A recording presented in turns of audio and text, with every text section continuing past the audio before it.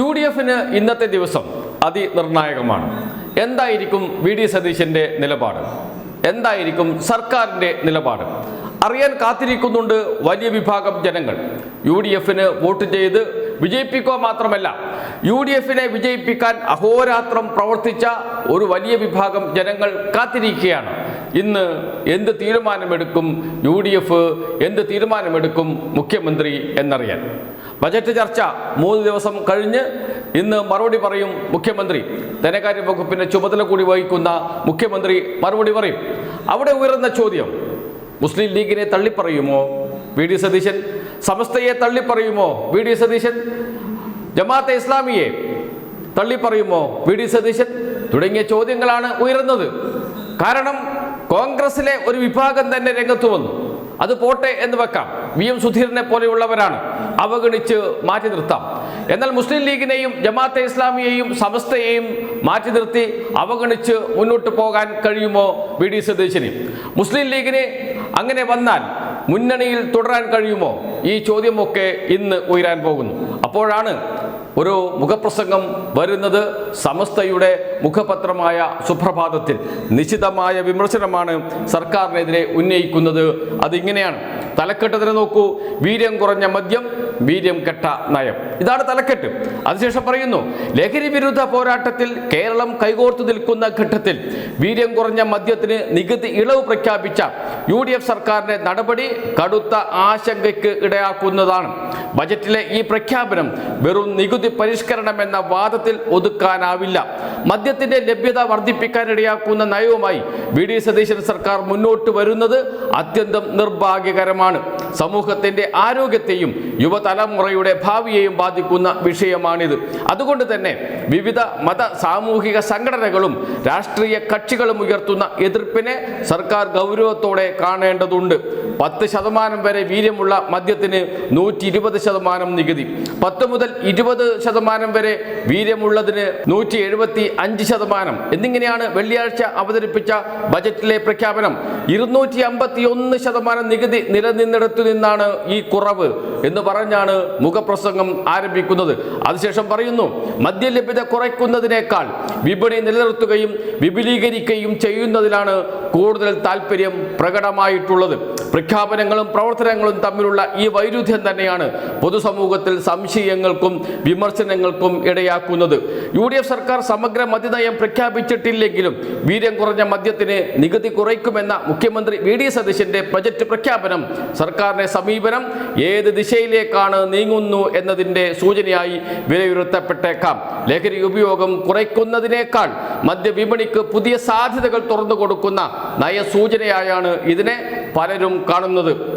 അതിനുശേഷം മദ്യാസക്തി, മദ്യ ഉപഭോഗം സമൂഹത്തിലുണ്ടാക്കുന്ന വിപത്തിനെ കുറിച്ചാണ് പറയുന്നത്.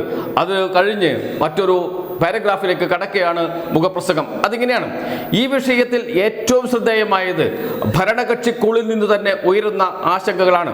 മുസ്ലിം ലീഗ് സംസ്ഥാന അധ്യക്ഷൻ പാണക്കാട് സയ്യിദ് സാദിഖ് അലി ശിഹാബ് തങ്ങളുടെ പ്രതികരണവും AICC ജനറൽ സെക്രട്ടറി KC വേണുഗോപാലിന്റെ പരാമർശങ്ങളും മുൻ KPCC അധ്യക്ഷൻ VM സുധീരൻ ചൂണ്ടിക്കാട്ടിയ കാര്യങ്ങളും ഈ വിഷയത്തിൽ സർക്കാരിനെ സംശയമുനയിൽ നിർത്തിയിരിക്കുകയാണ്. ഓപ്പറേഷൻ തൂഫാൻ പോലുള്ള ജനകീയ പരിപാടിയുമായി രമേശ് ചെന്നിത്തലയുടെ നേതൃത്വത്തിൽ ആഭ്യന്തര വകുപ്പ് ലഹരി മാഫിയയുടെ വേരറുക്കാൻ പാടുപെടുമ്പോൾ സ്വന്തം മുന്നണിയിലെ ഘടകകക്ഷികളെയും സാമൂഹ്യ നേതൃത്വങ്ങളെയും ബോധ്യപ്പെടുത്താൻ കഴിയാത്ത ഒരു നയം ജനങ്ങളിലേക്ക് അടിച്ചേൽപ്പിക്കുന്നത് രാഷ്ട്രീയ വിവേകമല്ല എന്ന് പറഞ്ഞ് മുന്നോട്ട് പോകുന്ന മുഖപ്രസംഗം അവസാനിപ്പിക്കുന്നത് ഇങ്ങനെയാണ്. ജനങ്ങളുടെ ആശങ്കകളെ കേൾക്കാനും തെറ്റായ തീരുമാനങ്ങൾ തിരുത്താനുമുള്ള ആർജവമാണ് ഒരു സർക്കാരിന്റെ ശക്തി. വരുമാനം വർദ്ധിപ്പിക്കാനുള്ള എളുപ്പവഴിയായി മദ്യത്തെ വീണ്ടും ആശ്രയിക്കുന്നതിന് പകരം ആരോഗ്യകരമായ സാമൂഹ്യ വികസനത്തിനും ഉൽപാദനക്ഷമമായ സമ്പദ് വ്യവസ്ഥയ്ക്കും വഴിയൊരുക്കുന്ന നയങ്ങളാണ് കേരളത്തിന് ആവശ്യം. ഇത് ഉൾക്കൊള്ളുന്ന ബജറ്റ് തന്നെയാണ് ധനകാര്യമന്ത്രി കൂടിയായ മുഖ്യമന്ത്രി കഴിഞ്ഞ ദിവസം നിയമസഭയിൽ അവതരിപ്പിച്ചത്.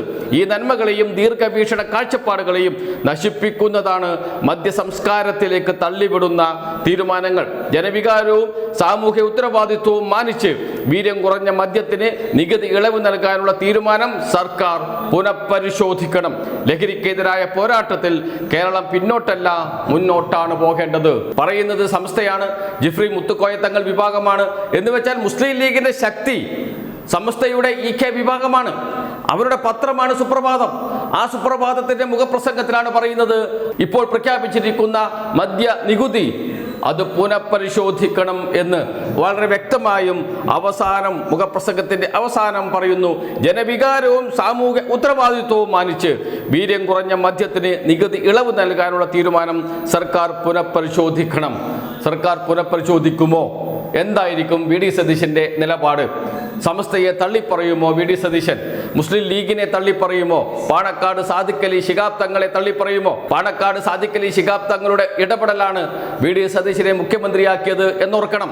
ഏറ്റവും അവസാനം VD സതീശൻ മുഖ്യമന്ത്രിയായില്ലെങ്കിൽ ഞങ്ങൾ മന്ത്രിസഭയിലേക്കില്ല എന്ന നിലപാട് സ്വീകരിക്കുമെന്ന് AICC നേതൃത്വത്തെ വിളിച്ച് അറിയിച്ചത് പാണക്കാട് സാദിഖ് അലി ശിഹാബ് തങ്ങളാണ്. അങ്ങനെയാണ് VD സതീശൻ മുഖ്യമന്ത്രിയാകുന്നത്. അതേ പാണക്കാട് തങ്ങൾ മുസ്ലിം ലീഗിന്റെ സംസ്ഥാന അധ്യക്ഷൻ പറഞ്ഞത് തള്ളിക്കളയുമോ VD സതീശൻ? അതിനേക്കാളും ഉപരി മുസ്ലിം ഏകീകരണം UDF-നെ അനുകൂലമാക്കുന്നതിൽ നിർണായക ഇടപെടൽ നടത്തിയ ജമാഅത്തെ ഇസ്ലാമി തള്ളിക്കളഞ്ഞിരിക്കുന്നു ബക്കാടി കമ്പനിക്ക് വേണ്ടിയുള്ള ഈ പുതിയ നികുതി നിർദ്ദേശത്തെ. കേരള അമീർ ജമാഅത്തെ ഇസ്ലാമിയുടെ അദ്ദേഹം പരസ്യമായി പ്രസ്താവനയുമായി രംഗത്ത് വന്നിരിക്കുന്നു എന്നോർക്കണം. എന്ന് വെച്ചാൽ സമസ്തയെ, മുസ്ലിം ലീഗിനെ, ജമാഅത്തെ ഇസ്ലാമിയെ തള്ളിപ്പറഞ്ഞുകൊണ്ട് മുന്നോട്ട് പോകുമോ VD സതീശൻ എന്നതാണ് ഇന്ന് അറിയാനുള്ളത്. അങ്ങനെ തള്ളിപ്പറഞ്ഞാൽ മുസ്ലിം ലീഗ് എന്ത് നിലപാടെടുക്കും? സമസ്ത എന്ത് നിലപാടെടുക്കും? ജമാഅത്തെ ഇസ്ലാമി എന്ത് നിലപാടെടുക്കും? നിങ്ങളൊന്നും വേണ്ട, മുസ്ലിം ലീഗും വേണ്ട, ജമാഅത്തെ ഇസ്ലാമിയും വേണ്ട, ഞങ്ങൾക്ക് ഒറ്റയ്ക്ക് ഭരിക്കാൻ കഴിയും, മുസ്ലിം ലീഗ് വേണമെങ്കിൽ പോയിക്കോട്ടെ എന്ന നിലപാട് മനസ്സിൽ കൊണ്ട് നടക്കുന്നവരുണ്ട് കോൺഗ്രസിൽ. അതിലൊരാളാണോ VD സതീശൻ എന്നതുകൂടി ഇന്നറിയാം. എന്തായാലും അതിനിർണായകമാണ് UDF-നെ സംബന്ധിച്ച് ഇന്നത്തെ ദിവസം എന്ത് തീരുമാനമെടുക്കും VD സതീശൻ എന്നതാണ് ഇനി അറിയാനുള്ളത്. കോൺഗ്രസുമായി ആലോചിച്ചൊരു തീരുമാനമെടുക്കുമോ? മുസ്ലിം ലീഗുമായി ചർച്ച ചെയ്ത് തീരുമാനമെടുക്കുമോ?